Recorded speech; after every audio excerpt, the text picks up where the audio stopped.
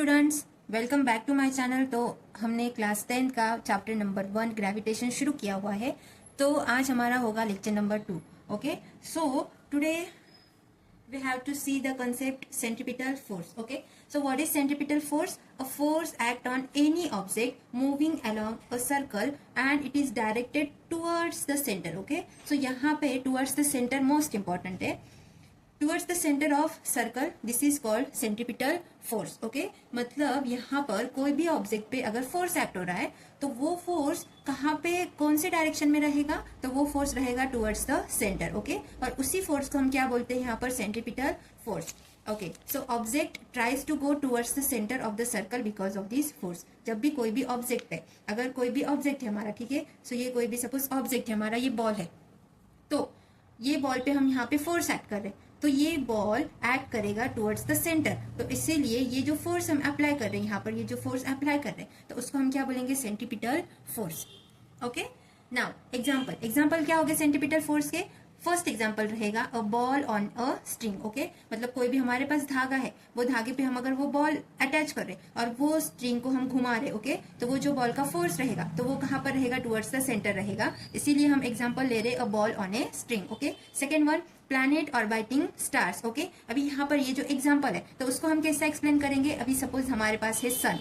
Okay, ये है हमारे पास सन के अराउंड में क्या रोटेट हो रहा है? वहां पे अर्थ, बराबर। तो अभी ये अर्थ रोटेट हो रहा है around the sun. Okay, that means what? ये जो अर्थ है, ये अर्थ का फोर्स कहाँ पे रहेगा? टुवर्ड्स द सेंटर रहेगा। मीन्स सेंटर में यहाँ पर कौन है? हमारे पास सन है, तो मीन्स अर्थ यहाँ पे रोटेट हो रहा है और ये जो अर्थ है उसका फोर्स कहाँ पे रहेगा? टुवर्ड्स द सेंटर रहेगा। सो this is the example for centripetal force. Okay, now third example, cars turning a corner. कोई भी कार अगर कॉर्नर से टर्न हो रही है तो ऑब्वियसली उसका फोर्स जो रहेगा वो कहाँ पे रहेगा? टुवर्ड्स द सेंटर रहेगा।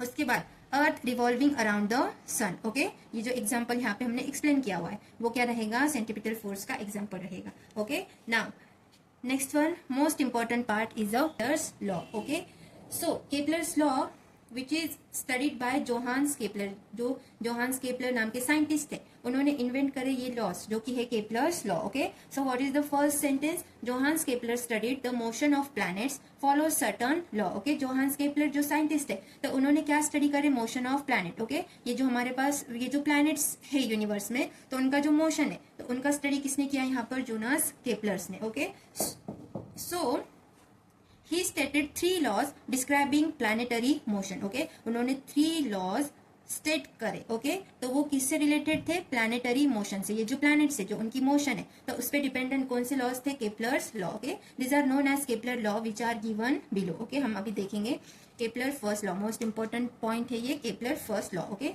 सो what is the statement for Kepler first law? The orbit of a planet is an ellipse with the sun at one of the foci. Okay, अब ये जो आप डायग्राम देख रहे हो, डायग्राम क्या रहेगी? The orbit of planet moving around the sun. Okay, तब ये जो स्टेटमेंट है तो वो डायग्राम पर से कैसे हम बता सकते हैं? द ऑर्बिट ऑफ प्लैनेट, ये जो ए पॉइंट है हमारा, ओके, ए पॉइंट पे क्या है? हमारे पास प्लैनेट है, बराबर। तो ये जो प्लैनेट है उसकी जो ऑर्बिट रहेगी, ओके, ये जो प्लैनेट है उसकी जो ऑर्बिट रहेगी वो ऑर्बिट कैसी रहेगी? एलिप्स रहेगी। इसकी ये जो शेप है उसको हम क्या बोलते हैं? एलिप्टिकल शेप बोलते हैं, right? Elliptical shape. That means what? ये जो प्लैनेट है, प्लैनेट रिवॉल्व हो रहा है around what? Around the sun. ये जो प्लैनेट रिवॉल्व हो रहा है अराउंड द सन, लेकिन वो कौन से ऑर्बिट में घूम रहा है? वो घूम रहा है एलिप्टिकल ऑर्बिट में। ओके, तो इसीलिए हम क्या बोल रहे हैं? The orbit of planet is an ellipse. Okay, with the sun. ये जो प्लैनेट है वो एलिप्टिकल ऑर्बिट में रोटेट हो रहा है around the sun. Okay, around the sun at one of the foci. अभी यहाँ पर अगर ये ए पॉइंट पे हमारा प्लैनेट है और यहाँ पे एस पॉइंट पे हमारा सन है तो उनकी जो ये फोकाई, ओके, वो एक दूसरे को कनेक्ट है, तो इसीलिए हम क्या बोलेंगे? The orbit of planet is an ellipse with the sun at one of the foci. Okay, so this is the diagram for Kepler first law. Kepler first law समझ में आया आप लोगों को? ओके, सो उसके बाद हम देखेंगे,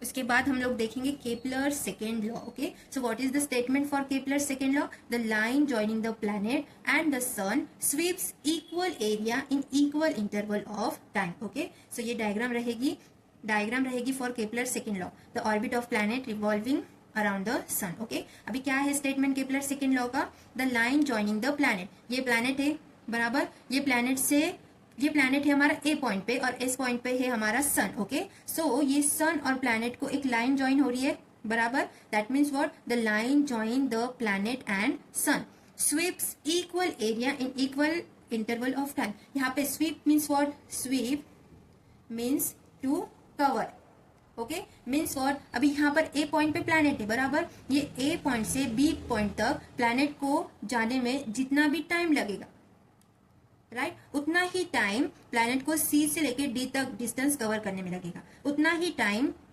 प्लैनेट को ई पॉइंट से एफ पॉइंट तक जाने में लगेगा। मीन्स व्हाट, अगर प्लैनेट ए पॉइंट पे है तो ए पॉइंट से बी पॉइंट तक उसको ये एरिया कवर करने में जितना टाइम लग रहा है उतना ही टाइम उसको सी से डी तक के लगेगा और उतना ही टाइम उसको ई पॉइंट से एफ पॉइंट तक लगेगा।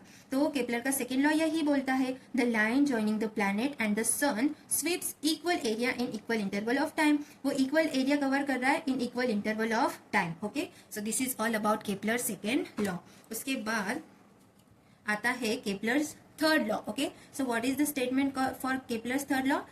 The square of its period of revolution around the sun is directly proportional to the cube of the mean distance of planet from the sun. Okay, अभी यहाँ पर Kepler's third law क्या है? Square of their distance, sorry, square of their period of revolution. Okay, यहाँ पे t क्या रहेगा? Period of revolution. Okay, और r क्या रहेगा? Average distance of planet from the sun. Okay, सन से लेके प्लैनेट तक का जो भी डिस्टेंस रहेगा वो क्या ले रहे हैं हम यहाँ पर आर, और उन जो रिवोल्यूशन का टाइम पीरियड है वो किससे डिनोट कर रहे हैं हम यहाँ पर टी से। Okay, so that means we can say that square of their period of revolution is directly proportional to cube of average distance of planet from the sun. Okay, ये क्या है हमारा केपलर्स थर्ड लॉ।